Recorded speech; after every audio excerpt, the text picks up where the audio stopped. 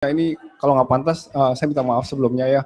Jadi saya dikasih ini sama ya dia kiai dari Garut. Menurut dia ini ayat Al-Quran. Jadi saya pasang ini udah sejak lama, cuman terakhir-terakhir ini saya lepas karena saya baca soal Islam dan mistik dan itu nggak relevan, jadi nggak boleh praktis itu kan, jadi saya lepas. Di sisi lain saya nggak tahu ini mesti bagaimana, karena saya juga nggak tahu artinya apa. Bisa saya Bisa lihat? minta tolong. Coba saya lihat.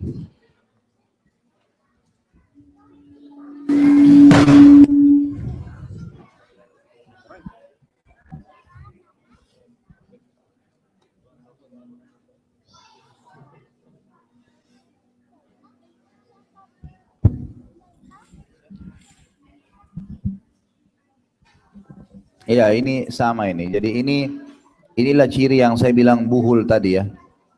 Jadi ciri buhul itu seperti ini, persis ini yang tadi saya bilang. Jadi di sini ada kotak, kemudian ada tulisan angka-angka Arab seperti ini di kotak-kotak. Ini punya makna ini, bagi mereka ini punya makna. Ini kemudian di sini juga ada gambar, lihat segitiga.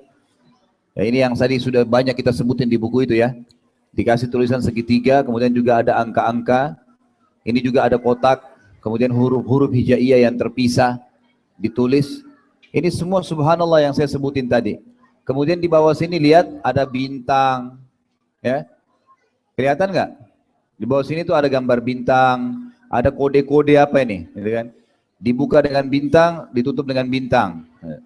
Ini semua sama metode-metode yang digunakan oleh siapa? Orang-orang yang memang sebenarnya dukun, cuman mereka mengatasnamakan agama. Ini semua tidak ada. Ya. Ini semua tidak ada. Jadi perlu saya ceritakan begini Bapak Ibu sekalian. Ada pengalaman ruqyah di Jakarta. Ada satu orang, teman saya, kebetulan dia peruqyah. Dia cerita pengalaman, waktu kita berbagi pengalaman. Dia bilang, saya pernah ruqyah orang, kemudian waktu jinnya dia kesurupan, terus jinnya ditanya, kenapa kau masuk ke badannya orang ini? Dia bilang, orang ini manggil saya setiap hari 1000 kali. Orang ini manggil saya setiap hari 1000 kali. Kata peruqyahnya, memang orang ini manggil apa kamu? Dia bilang, orang ini setiap hari bilang, ya Jabbar 1000 kali. Jabbar itu kan namanya Allah ya. Tapi belum pernah ada sunnah dari Nabi SAW dibaca 1000 kali. Nggak ada zikir 1000 kali ya Jabbar. Karena dia amalkan yang Nabi tidak pernah contohkan, ternyata itu bisa mengundang syaitan. Dia bilang, nama saya Abdul Jabbar. Syaitan itu. Saya masuk ke badannya gara-gara itu. Contoh. Kemudian ada juga orang yang pernah diruqyah ditanya, kenapa kok masuk? Dia bilang, orang ini selalu kirimin saya Al-Fatihah. Dia bilang Al-Fatihah kepada Abdul Qadir Jailani. Saya Abdul Qadir nama saya. Saya masuk ke badannya. Sementara mengirim surah Al-Fatihah untuk orang mati, tidak pernah ada sunnah Nabi. Pernah nggak Bapak Ibu dapat riwayat Nabi bilang Al-Fatihah untuk Hamzah, pamannya meninggal, Al-Fatihah untuk ahli Badr, ahli Uhud? Nggak pernah. Kita yang buat-buat tuh, nggak pernah ada seperti itu. Yang ada doain iya, doain, minta ampun buat mereka iya. Tapi ngirim ayat Al-Quran untuk orang mati itu belum pernah ada sunnahnya. Ternyata dengan dia kirim itu tidak sampai ke orang mati, tapi ditunggangin oleh syaitan yang ada di sekitar situ untuk masuk ke badannya. Ada teman saya juga pernah ngeruqyah sekali lagi di satu pesantren gitu.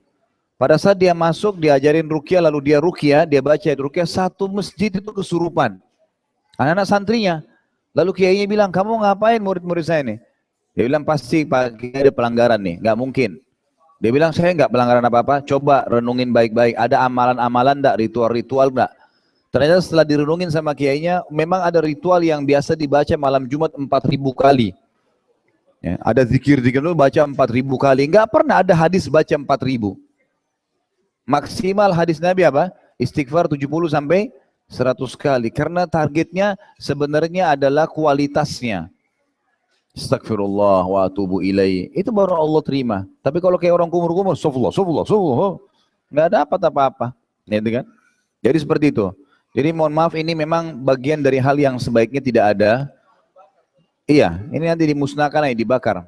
Semua yang begini ya, jadi ini contoh. Makanya dari awal dari pertemuan saya bilang, kalau ada yang punya kertas, punya kulit, jimat, apa semua serahkan. Nanti kita jelaskan. Dan ini caranya sederhana. Tetap di sini memang ada beberapa ayat. Ini yang saya bilang, kadang-kadang ayat kemudian diputus. Ya, ini contoh ciri di sini, lihat ya. Ini kotak, kemudian ada di sini ditulis di pinggir-pinggir miring, tulisan miring.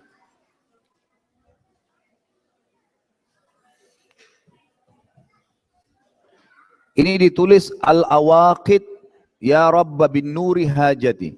Ini tidak ada artinya dalam bahasa Arab ini. Kalimat itu bisa akhirnya memanggil syaitan, gitu kan? Wah, ini lebih banyak lagi, saya tidak mengerti terus terang. Walaupun tulisannya bahasa Arab.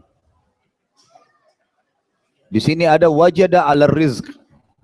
Wajada itu mendapatkan, ala rizq mendapatkan rezeki. Dia tulis begitu, kemudian ditaruh di sebelah kotaknya. Kemudian di sini ada tulisan, ini kalau kelihatan ya, ini seperti huruf sin yang banyak sekali disambung-sambung. Ini nggak bisa dibaca.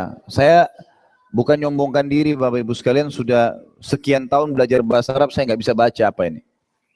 Nah ini biasanya begitu. Jadi buhul-buhul ini dilihatkan kalau mayoritas orang Muslim dikasih tulisan bahasa Arab.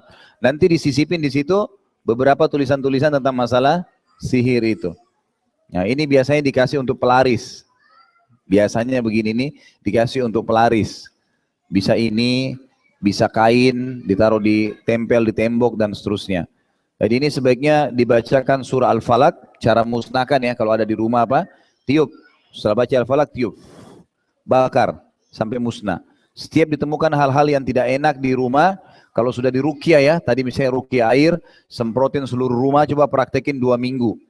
Dipraktekin, nanti insya Allah apapun yang ditemukan yang aneh, enggak, ya, ditangkap, diambil kalau hewan, mungkin ada belatung, ada apa diambil, mau itu dimusnahkan semua ya, dibakar, buhul, semua harus dibakar. Dimusnahin, jadi bukan cuma dibuang. Kalau ada pisau, keris, itu dibawa ke tukang las, kalau di Indonesia tukang las saya suruh tuh, dipotong-potong, terus direndam di air ruqyah, air di ruqyah terus direndam. Mungkin dibiarin 1 hari, itu insya Allah dengan izin kita supaya Allah hancurin, setelah itu baru dibakar. Seperti itu ya.